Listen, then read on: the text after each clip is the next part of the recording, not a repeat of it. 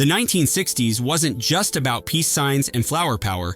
It was the decade when cinema broke all the rules. Did you know authorities actually burned film prints of certain movies? Or that some directors were literally arrested for what they put on screen? The Vatican itself issued formal condemnations, while studios risked bankruptcy over films too shocking for mainstream audiences. From experimental narratives that confused viewers to explicit content that had audience members fainting in theater aisles, these 15 films pushed boundaries so far, they forever changed what could be shown on screen. Let's explore the movies that were too controversial, even for the revolutionary 60s. In an era of straightforward storytelling, Richard Lester's psychological drama, Petulia, landed like an alien spacecraft. Starring Julie Christie and George C. Scott, this film shattered conventional narrative with its disorienting jump cuts, fragmented timeline, and refusal to provide easy answers. Warner Brothers executives were completely bewildered by what Lester had created. Test audiences left screenings looking shell-shocked and confused. The studio panicked so thoroughly, they shelved the completed film for nearly a year,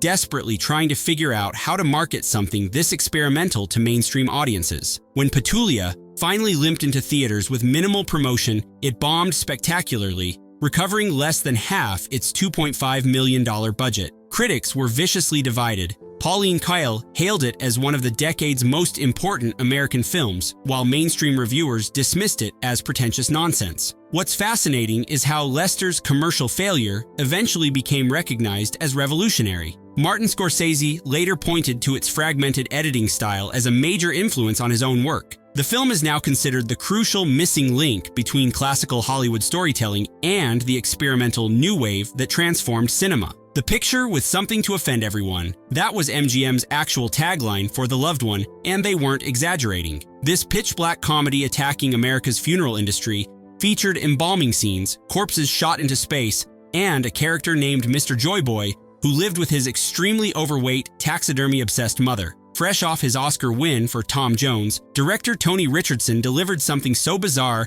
that studio executives physically recoiled when viewing the final cut. They had expected a prestigious comedy. Instead, they got scenes where a character keeps her pet falcon fed by having it scavenge in the cemetery. The Catholic Legion of Decency slapped The Loved One with their dreaded condemned rating, effectively telling millions of Catholics they'd be committing a sin just by buying a ticket. Critics were equally horrified, calling it grotesque and mean-spirited. The film crashed at the box office, earning less than $1 million against its $4 million budget. Actor Jonathan Winters later admitted he took dual roles in the film because it was the most deranged script I'd ever read. Cult filmmaker John Waters named it among his all-time favorites precisely because it managed to be simultaneously highbrow art and completely tasteless. The Loved One remains possibly the strangest studio film ever made about death. On paper, The Swimmer sounds almost whimsical. Burt Lancaster plays a man who decides to swim home by traveling through every backyard pool in his wealthy Connecticut suburb. What unfolds, however, is a devastating psychological journey revealing a man whose entire life has collapsed without him even realizing it.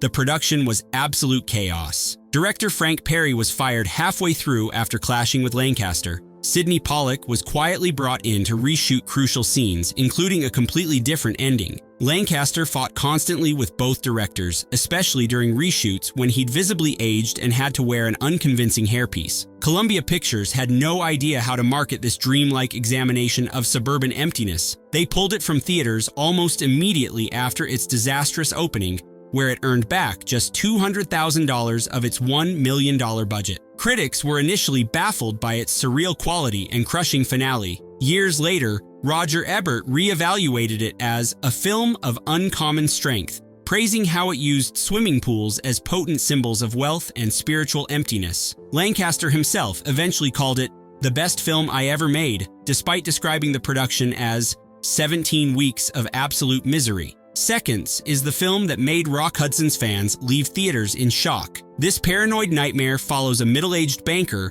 who pays a mysterious organization to fake his death, give him a new face through plastic surgery, and restart his life as a handsome artist in California. But his new identity brings new torments rather than freedom. Director John Frankenheimer employed extreme fisheye lenses, disorienting camera angles, and created a mood of relentless dread. The infamous rebirth sequence, featuring unsettling images of facial reconstruction, was so disturbing that preview audiences physically walked out. Paramount executives were horrified by what they saw as a commercial disaster. The film bombed catastrophically at the Cannes Film Festival and then vanished quickly from American theaters. Rock Hudson, desperate to break out of romantic comedies, saw his dramatic ambitions crushed overnight by audience rejection. James Wong Howe's cinematography created some of the most nightmarish black and white imagery ever captured on film. The movie's exploration of identity, aging, and societal conformity was decades ahead of its time. Today, Seconds is considered one of the most unsettling American films ever made, with directors from David Fincher to Christopher Nolan citing it as a major influence. Imagine pitching this concept: a murder mystery set among high-ranking Nazi officers during World War II. The Night of the Generals threw audiences into moral territory most studios wouldn't dare approach, following Nazi leaders being investigated for a series of crimes against women in occupied territories. Peter O'Toole plays an ice-cold SS officer with disturbing tendencies, while Omar Sharif is the investigator digging for truth within a corrupt military system. Behind the scenes, chaos reigned. Producer Sam Spiegel wanted another Lawrence of Arabia scale blockbuster, banking entirely on O'Toole's star power. Production was a logistical nightmare. Constant rewrites, shooting across multiple countries just to meet co-production agreements, and a budget that spiraled completely out of control. The plot jumps between occupied Warsaw and Paris with a tone that never quite decides if it's a war film, murder mystery, or psychological study. Audiences were utterly confused by the final product. It opened to tepid reviews and barely made half its massive budget. O'Toole's performance as the disturbed General Tanz ranks among his most chilling work, yet both he and Sharif later distanced themselves from the film entirely. Martin Scorsese later praised its fragmented storytelling approach, and the film gradually developed a cult following among viewers fascinated by its moral ambiguity and its refusal to simplify complex characters, even monstrous ones. Play Dirty is war cinema at its most cynical and unforgiving. Michael Caine stars in one of his grittiest roles, playing a former oil executive forced to lead a squad of criminals on a dangerous mission across North Africa. Think The Dirty Dozen, but with zero heroism and not a single likable character. Production was doomed from the start. The original director either quit or was fired before filming began. Andre de Toth stepped in but had a completely different vision, more interested in explosive action than character development. Caine later admitted it was one of the worst filming experiences of his career. United Artists hoped for a traditional war adventure like The Guns of Navarone, but received something far darker. The movie's nihilistic tone shocked 1969 audiences with its portrayal of war as pointless and soldiers as opportunistic survivors. It barely recovered a third of its budget before vanishing from theaters. The film's reputation has completely reversed over time. Scorsese later praised it for its unflinching brutality and refusal to glorify combat. The final scene remains one of the most cynical endings in war movie history, anticipating the moral ambiguity of 1970s cinema, while arriving just a few years too early for audiences to appreciate its uncompromising vision. The Happening might be the strangest entry on Anthony Quinn's resume. This bizarre counterculture comedy follows a group of hippies who accidentally kidnap a mafia boss, then decide to demand ransom from his own organization. The tone veers wildly between slapstick, social commentary, and crime drama. Director Elliot Silverstein had just scored a massive hit with Cat Ballou, but found that success impossible to replicate. Columbia Pictures marketed it as a hip, youth-oriented romp, but audiences found it too dark for a comedy and too ridiculous for a crime film. The hippie characters came across as cartoonish caricatures rather than authentic representations of counterculture. Critics savaged the film, with Roger Ebert calling it a desperately unfunny attempt to cash in on contemporary themes. Despite having a hit title song by the Supremes, The Happening disappeared quickly from theaters and became a notorious flop. The film's failed attempts to capitalize on late 60s youth culture now make it a fascinating time capsule, showing how completely mainstream Hollywood misunderstood the counterculture movement. Faye Dunaway, appearing in a supporting role just before her career-making turn in Bonnie and Clyde, later refused to discuss the film in interviews. This might be the weirdest mismatch of star and material in Paul Newman's entire career. The Secret War of Harry Frigg stars Newman as a military escape artist who gets parachuted behind enemy lines to rescue 5 captured generals. But these generals aren't exactly suffering. They're living comfortably in an Italian villa,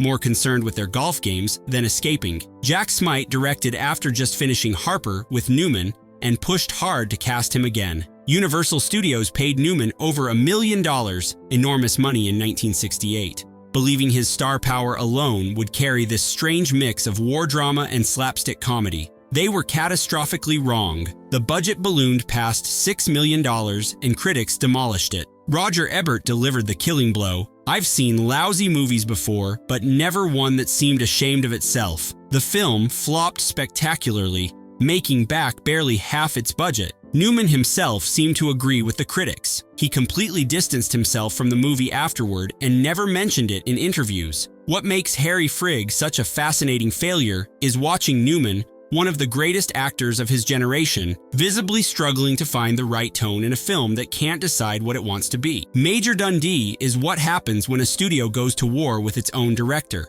Sam Peckinpah wanted to make a sprawling Civil War epic showing the brutal reality of frontier violence. What he got was a production nightmare that nearly ended his career. Charlton Heston stars as a disgraced Union officer leading a ragtag crew, including Confederate prisoners, into Mexico to hunt Apaches. Peckinpah envisioned a 3-hour revisionist epic. Columbia Pictures had other plans. Before shooting began, they slashed his budget by $1.5 million.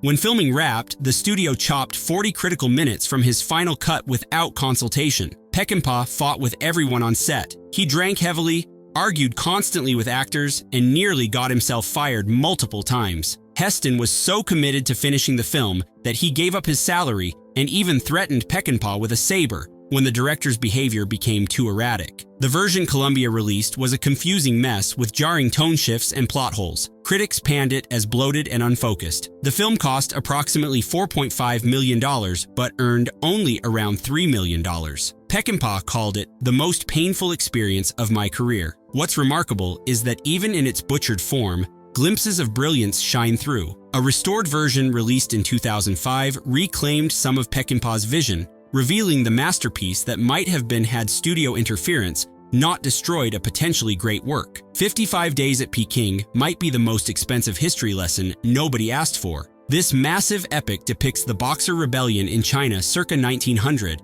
with Charlton Heston as a tough-as-nails U.S. Marine leading an international force against thousands of Chinese fighters. The scale was absolutely staggering. An entire replica of Beijing was built in Spain just for this movie. Behind the scenes, it was total chaos. Charlton Heston and Ava Gardner despised each other. He thought she was unprofessional and drank too much. She found him stiff and boring. Their on-screen chemistry was non-existent. Even worse, director Nicholas Ray of Rebel Without a Cause fame had a complete mental breakdown halfway through production, fighting constantly with producer Samuel Bronston before being fired. Gardner eventually abandoned the production entirely. She walked off set and never returned, forcing them to finish her scenes with a body double. China strongly objected to the film for its portrayal of the Chinese as hostile forces. Even with Heston's star power, the film lost millions at the box office. The movie's colossal failure contributed to the end of the historical epic trend and financially ruined producer Samuel Bronston. His production company collapsed shortly after, ending his dream of creating a Hollywood in Madrid. The Fall of the Roman Empire isn't just a movie title. It's what literally happened to producer Samuel Bronston's career. This colossal epic starring Sophia Loren, Stephen Boyd, and Alec Guinness was designed to be the grandest historical spectacle ever filmed. The Roman Forum set alone was the largest outdoor set in film history, bigger than the actual Forum in Rome. The Chase assembled possibly the most impressive talent of any 60s film.